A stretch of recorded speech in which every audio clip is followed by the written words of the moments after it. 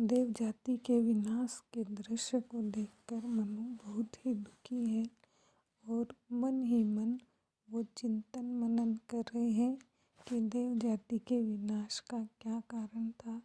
क्यों सुखों और संपन्नता से भरा जीवन जीते देव इस भांति विनाश के अंतिम छोर तक पहुँच गए। जय शंकर प्रसाद कामायनी में चिंता सर्ग में देवताओं के विनाश के इसी दृश्य का वर्णन करते हुए लिखते हैं। अरे आंधियों ओ बिजली की दिवारात्रि तेरा नर्तन, उसी वासना की उपासना वह तेरा प्रत्यावर्तन। मनु चिंतित मनु देवताओं के विनाश को याद करते हुए अत्यंत दुखी हैं और वो कहते हैं देव जाति के अंतिम समय में आंधियाँ चलने लगी।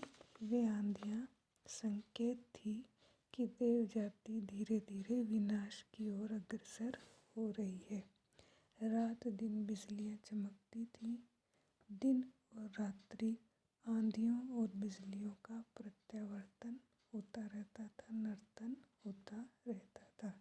लेकिन देव जाति ने अपने विनाश के इस संकेत को नहीं समझा और रात दिन वासना की उपासना में ही लीन रही, अर्थात वासना जनित क्रियाओं में ही लीन रही।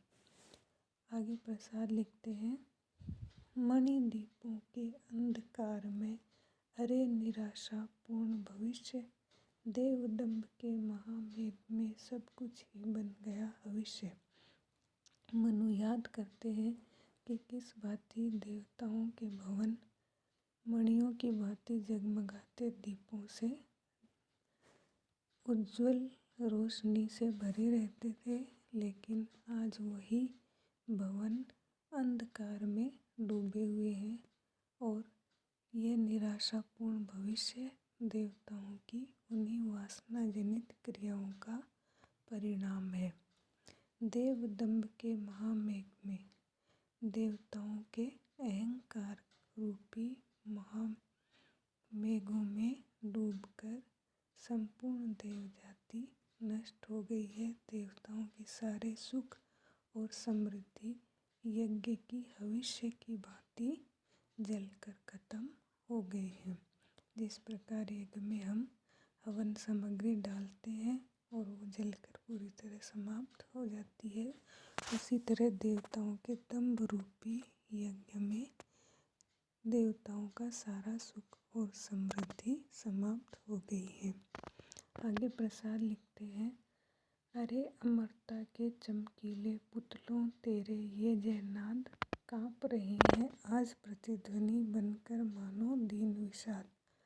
अपने को अमर समझने वाले देवता ये सोचते थे कि कभी उनका विनाश संभव नहीं है।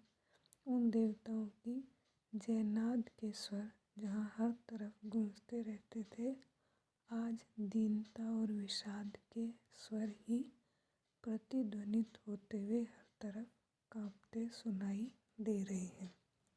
ये देवताओं के अहंकार का ही परिणाम है। वे ये नहीं समझ सके कि सृष्टि पर कोई नियंत्रण नहीं कर सकता। अगर कोई बुरी क्रियाओं में लीन रहेगा तो उसका अंत निश्चित है। यहाँ प्रथम दो पंक्तियों की योजना विलक्षण है। बाद की दोनों पंक्तियों में सांग-रूपक अलंकार का प्रयोग किया गया है।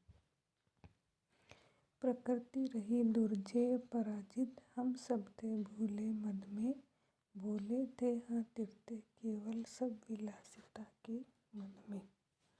देवता अपने को अमर समझते थे, लेकिन वो ये भूल गए कि प्रकृति कभी किसी के वश में नहीं आ सकती। प्रकृति को कोई जीत नहीं सकता। वैभव के दैदीप्यमान पुतले देवता सदा ये समझते थे कि वो प्रकृति को जीत सकते हैं, लेकिन सत्य तो यह है प्रकृति को हम जीत नहीं सके वास्तव में अपने अहंकार में डूबे हुए लोग ही पराजित हुए हैं। हम मूर्ख थे जो केवल वासना की नदी में ही तैरा करते थे और इसी कारण हम सब सत्य को भूल गए। यहाँ मनु आज की मानव जाति को भी ये संदेश देते हैं कि प्रकृति के साथ सामंजस्य बनाकर जीवन यापन करें। जब जब मनुष्य प्रकृति से छेड़छाड़ करेगा तो प्रकृति अपना भयानक रूप लेकर सामने आएगी और मनुष्य कभी भी प्रकृति पर जीत हासिल नहीं कर सकता। आगे मनु लिखते हैं, वे सब डूबे, डूबा उनका विभव, बन गया पारावार, उमड़ रहा था देव सुखों पर, दुख जल्दी का नाद अपार। वे सारे देवता इस जल प्रलय में डूब गए, उनकी सारी संपत्ति भी विलीन हो गई। अब सर्वत्र सागर फैला हुआ दिखाई देता है।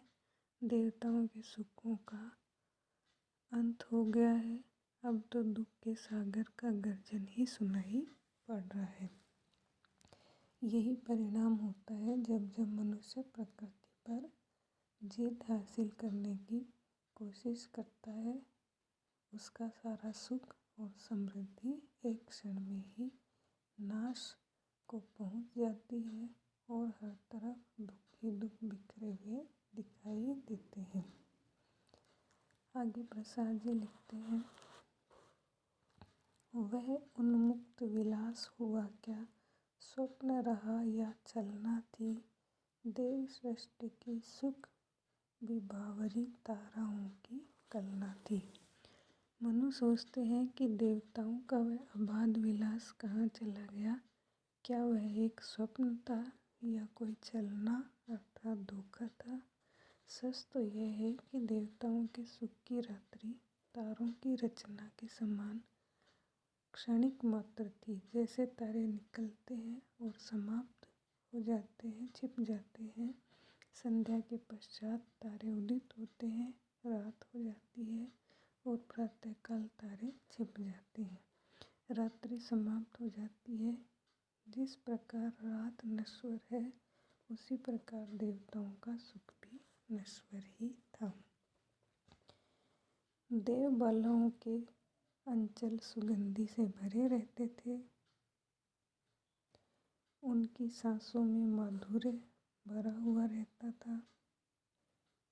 सर्वत्र आनंद का कोलाहल सुनाई देता था और इस कोलाहल में ही देवताओं का सुख पर अदम्य विश्वास प्रकट होता था। वो ये कभी सोच भी नहीं सकते थे कि उनका सुख कभी समाप्त भी हो सकता है। सारे उत्सवों पर्वों पर कोलाहल रहता था, सुख ही सुख उमड़ता सुनाई देता था। उसी प्रकार देवता भी सदैव उत्सव मनाया करते थे। उनके कोलाहल भरे स्वर उनके सुख को प्रकाशित करते थे। लेकिन सुरभित अंचल समाप्त भी हो सकता है, सुख समाप्त भी हो सकते हैं। ये देवताओं ने नहीं सोचा था।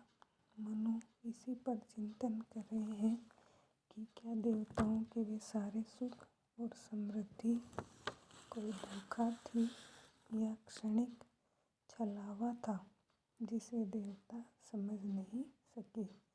सुरभित अंचल लक्षणा द्वारा इसका अर्थ होगा सुगंधित वस्त्र धारण करने वाली देव बालाएं। इस प्रकार चिंता सर की इन पंक्तियों में मनु यह समझने का प्रयास कर रहे हैं कि देवताओं के विनाश का क्या कारण रहा और दूसरी तरफ वे आज के मनुष्य को ये संकेत भी दे देते हैं कि सभी सुख क्षणिक हैं।